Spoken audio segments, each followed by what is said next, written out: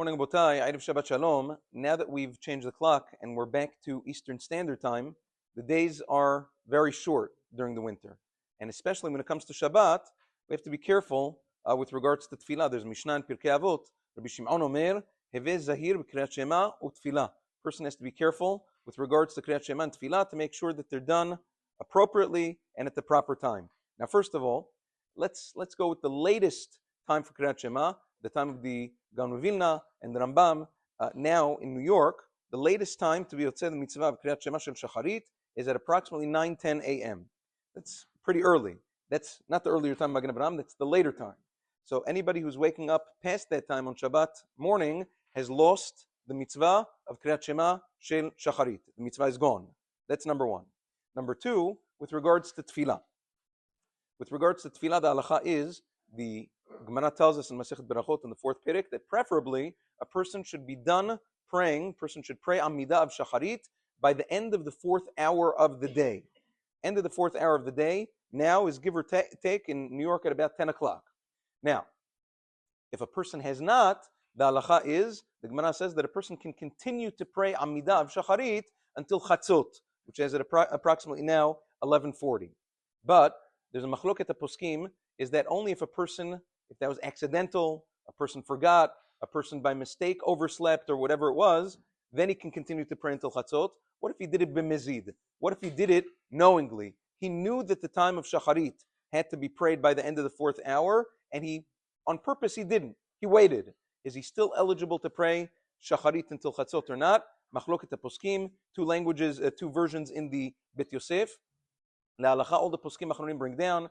Maran Zechon V'Bracha and the Mishnah Berurah, they all say that in a situation like that, during the week, a person should make a T'nai Nedava. A person should say, stipulate, if I'm chayav to pray, this is a tefillah that is chovah. And if I'm not obligated to pray, this is a voluntary tefillah, tefillat Nedava. Agaon, Halacha Berurah, in Siman Petet says, that's all fine and well on the week, during the weekday, when you can make a tefillat Nedava. On Shabbat or Yom Tov, you can't make a Tefillat Nedava because there were no voluntary korbanot allowed in the Beit HaMikdash on Shabbat.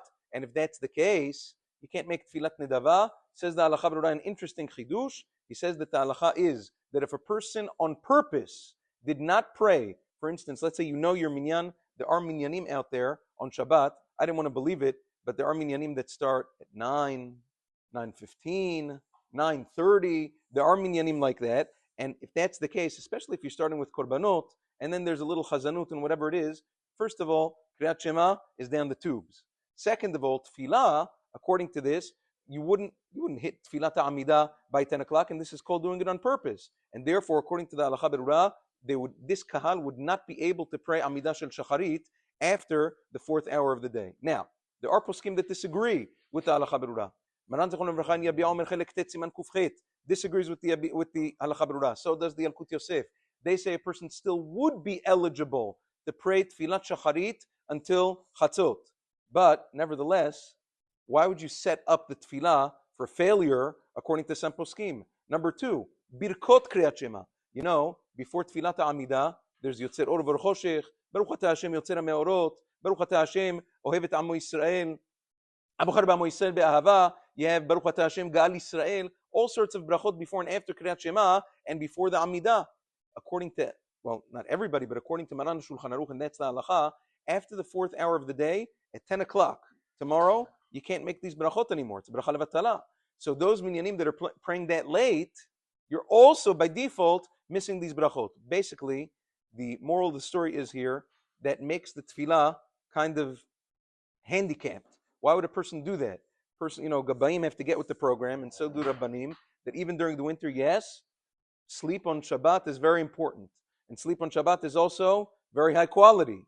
But that means, with regards to Tefillah and Torah on Shabbat, that it's also very high quality, even more so. A person has to be careful with the Tefillah on Shabbat to make sure it's done ketikna, make the minyan a little bit earlier, so that you can make Kriyat Shema on time, so that you can make Birkot Kriyat Shema and the Tefillah on time without machlokot, because that is truly what Shabbat is about. Shabbat, unfortunately, you see it some places, some people become bears on Shabbat. You know what bears do? Bears during the winter, what do bears do during the winter? They hibernate.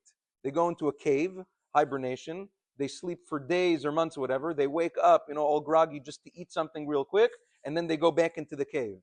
Shabbat is not about hibernation, and it's not about being a bear. Shabbat is about Torah Tefillah. There also happens to be Shabbat Ta'anuk, but not to forget the primary aspect of Shabbat, which is the Torah and Tefillah and being around one's family, and not to sleep away the entire Shabbat and let these precious mitzvot slip between our fingers. Have a wonderful day and Shabbat Shalom.